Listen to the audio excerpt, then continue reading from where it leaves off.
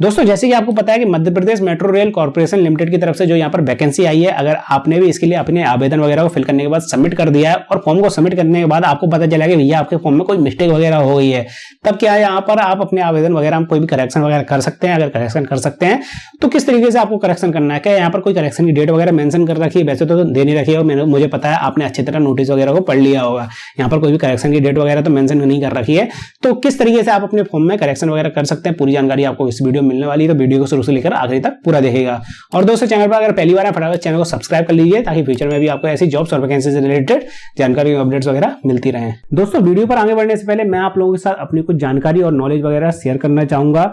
जैसे कि मतलब जब मैं 10th या 12th या फिर ग्रेजुएशन वगैरह कर रहा था तो मैं इतनी ज्यादा किताबें वगैरह नहीं पढ़ता था, तो इतनी ज्यादा मुझे जानकारी भी नहीं थी, ना SIP से रिलेटेड जानकारी थी, ना इन्वेस्टमेंट से रिलेटेड जानकारी थी, बिजनेस क्या होता है, सेल्फ एम्प्लॉयमेंट क्या होती है, मतलब किस तरीके से आपको अपना बिजनेस वगैरह डेवलप करना चाहिए, एक सेल्फ एम्प्लॉयड कैसा काम करता है, मतलब जो अपन लोग दुकान खोल लेते हैं, दुकान खोलकर बैठ जाते हैं जिसमें हमें लगता है भैया ये तो हमारा बिजनेस हो गया है। तो दोस्तों ये बिजनेस नहीं होता, ये तो सेल्फ एम्प्लॉयमेंट होती है। क्यों?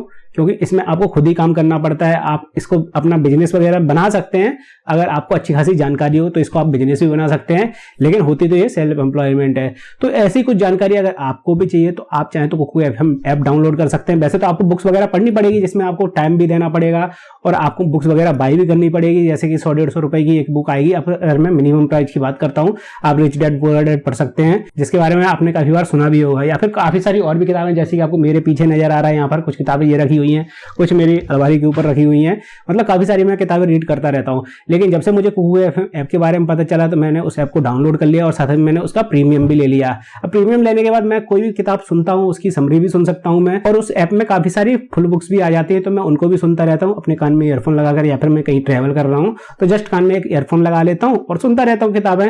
तो इससे क्या है, मेरी नॉलेज भी इंप्रूव हो रही है और मेरा टाइम भी बच जाता है, और साथ में मुझे किताबें भी अलग अलग से बाई नहीं करनी पड़ती हैं। और दोस्तों ये बात मैं अपने एक्सपीरियंस के अकॉर्डिंग आप लोगों के साथ दावे के साथ कह सकता हूं कि अगर अभी से आपने अपनी नॉलेज को इंप्रूव करना शुरू नहीं किया है तो आगे चल के आप फ्यूचर की दुनिया में काफी ज्यादा पिछड़ने वाले हैं और आपको नहीं समझ में आएगा, मतलब फिर आपको अपने जो पैसा वगैरह आता है उसको कैसे मैनेज करना है, किस तरीके से आपको रुपए वगैरह कमाने हैं। तो फटाफट से कुकू FM को डाउनलोड कर लीजिए। वैसे तो ये ऐप फ्री है, मतलब आप इसमें काफी सारी बुक्स फ्री में भी पढ़ सकते हैं, सुन सकते हैं, सॉरी पढ़ नहीं सकते, सुन सकते हैं।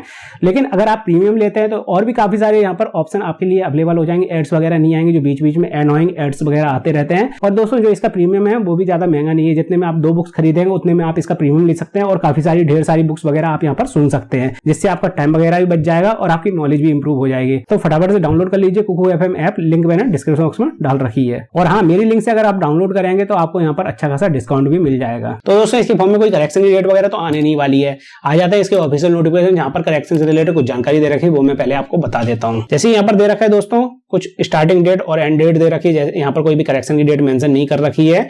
इसके नीचे कुछ यहाँ पर पोस्ट कोड वगैरह दे रखे हैं। जब आप थोड़ा सा और नीचे स्क्रॉल डाउन करके आते हैं तो यहाँ पर इसी नोटिफिकेशन पेज नंबर 8 पे पॉइंट नंबर 3 आपको देखना है इंस्ट्रक्शंस का, जिसमें ये लिखा हुआ है candidate should take utmost care of furnish the correct details while filling online application. मतलब कैंडिडेट को बिल्कुल ध्यान में रखना है जो भी डिटेल्स वो मेंशन कर रहा है अपने ऑनलाइन एप्लीकेशन फॉर्म में। Any mistake committed by the candidate shall be his और हर सोल रिस्पॉन्सिबिलिटी, मतलब कोई मिस्टेक अगर कैंडिडेट कर देता है तो वो पूरी कैंडिडेट की ही रिस्पॉन्सिबिलिटी होती है।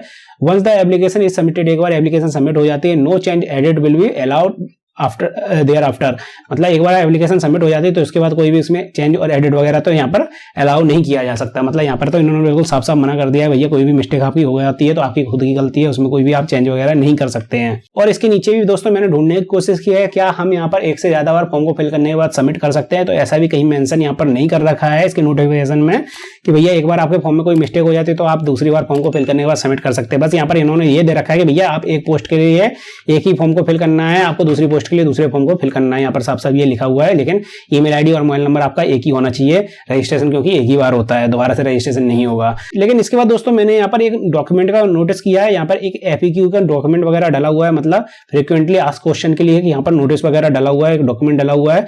तो मैंने सोचा इसका नोटिफिकेशन ये वाला FAQ वाला डाउनलोड करना चाहिए मुझे, तो मैं आ जाता हूँ इसकी ऑफिशियल वेबसाइट पर। जब आप इसकी ऑफिशियल वेबसाइट ओपन करेंगे, थोड़ा सा नीचे स्क्रॉल डाउन करके आएंगे तो यहाँ पर यही वाली वैकेंसी की डिटेल दे रखी है, जो कि यहाँ पर वैकेंसी आई है। है।